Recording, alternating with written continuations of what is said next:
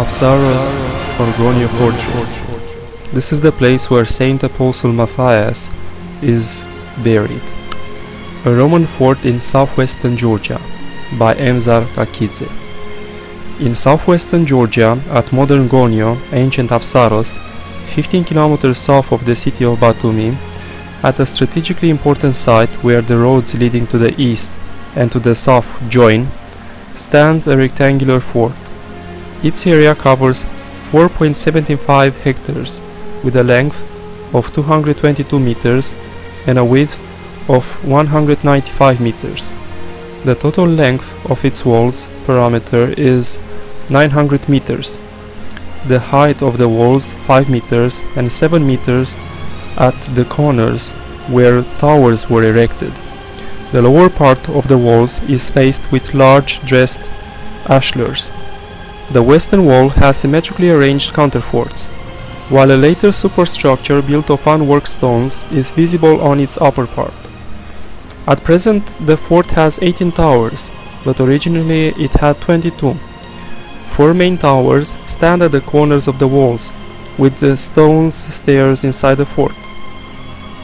Formerly the fort had 4 entrances, but totally all but the western gate have been bricked up.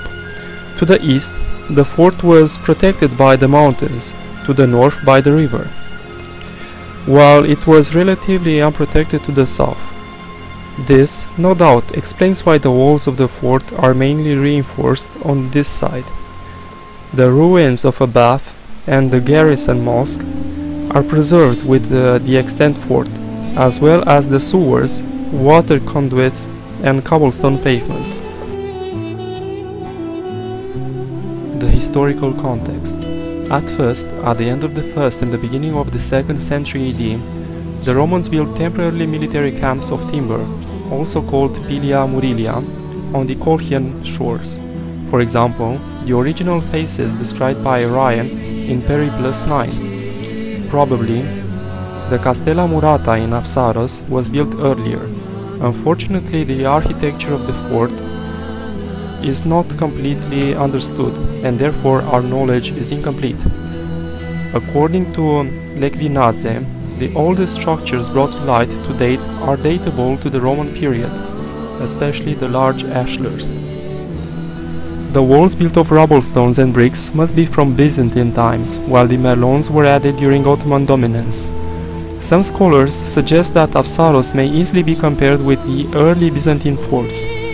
According to ancient sources and especially archaeological data, the fort was not in use for about 250 years, from the 4th century to the early half of the 6th century AD. During the period of Byzantine-Iranian wars and afterwards, the importance of Apsaros was greatly reduced, and it seems that it had become absolutely impossible to rebuild such a strong fortification.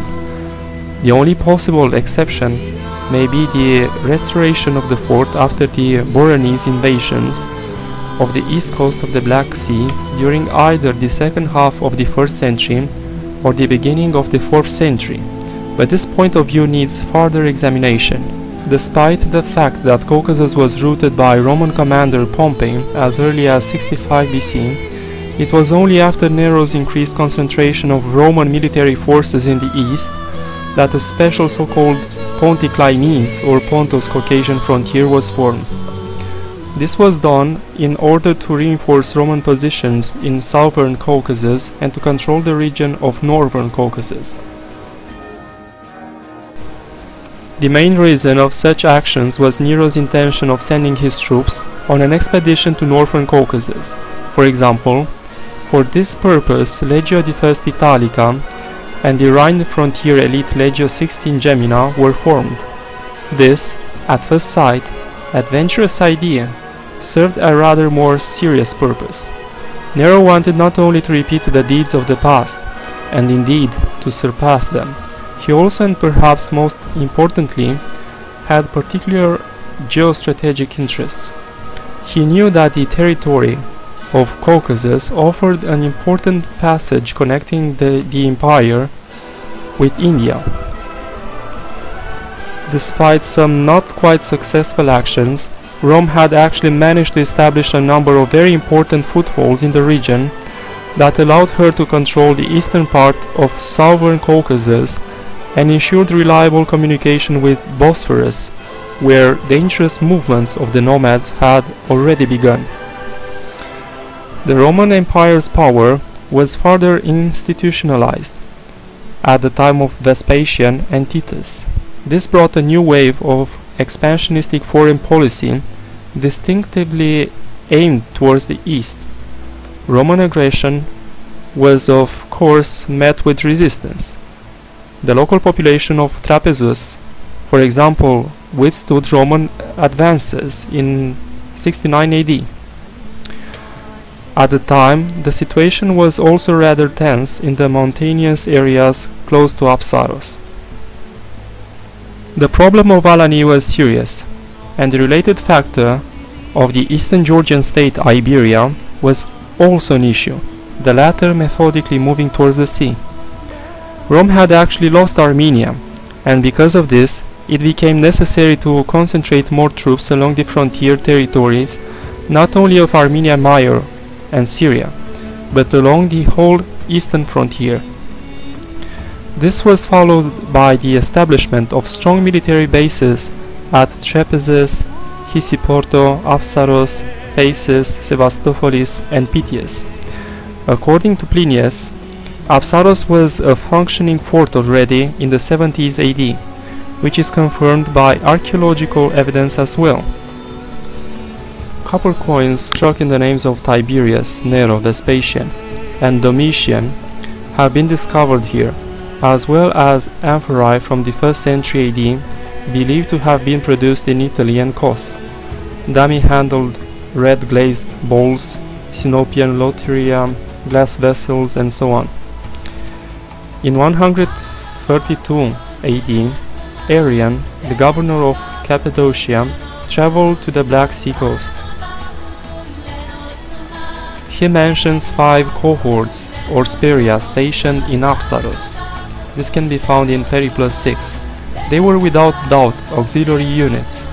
Incidentally, a garrison of this size could be found only in a couple of castella on the Black Sea shore. Only 400 elite soldiers were stationed in Phasis, and just 20 horsemen in Hysiporto, modern Canaieri, 26 kilometers east of Trepezus. This situation seems to be accounted for by the expansion of Iberia to the Black Sea littoral. This process of expansion was brought to fruition by the Ziditri, loyal to Pharsamanes II, king of Iberia. Other sources also report on the Roman garrison at Apsaros. Thus, according to an inscription found at Abela, Italy, Marcius Praetorius Celer, decorated by Trajan for his participation in the Parthian War, had prepositus numerorum tendentium in Porto Apsaro. Another important piece of evidence is a fragment of a 2nd century AD papyrus written by a veteran of Apsaros and discovered in Fayum, Egypt. The papyrus refers to the veteran marshal who had served in the cohort 2nd Claudiana and was stationed at Apsaros. Along with this evidence, the deployment of the particular cohort of Apsaros is confirmed by a tile discovered in 1995 with a 2nd century Latin inscription. According to another tile and an italic bronze tripod lamp with Latin inscriptions, we may consider that both cohorts Sagittarii and cohorts Aurelia might have been stationed here in 2nd century. The 1st century AD may be considered a turning point in the history of Apsaros. In the mid-250s, the Baranoi gained access to the Black Sea by way of the Crimea. Zosimus tells of the raids of the barbarians on the Colchian littoral in the mid-3rd century. Historical sources say nothing about the description of Apsaros at that time, but observations of the stratigraphy of the fort site show that at the turn of the 4th century the fort temporarily ceased functioning. The cultural layers of this period bear traces of destruction.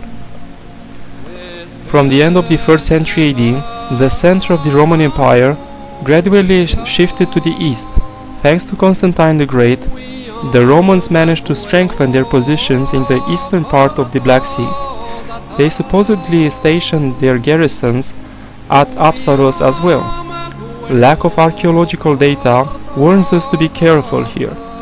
Hypothetically, there could have been some fundamental changes in the 340s AD because Lazica, modern western Georgia, became more powerful.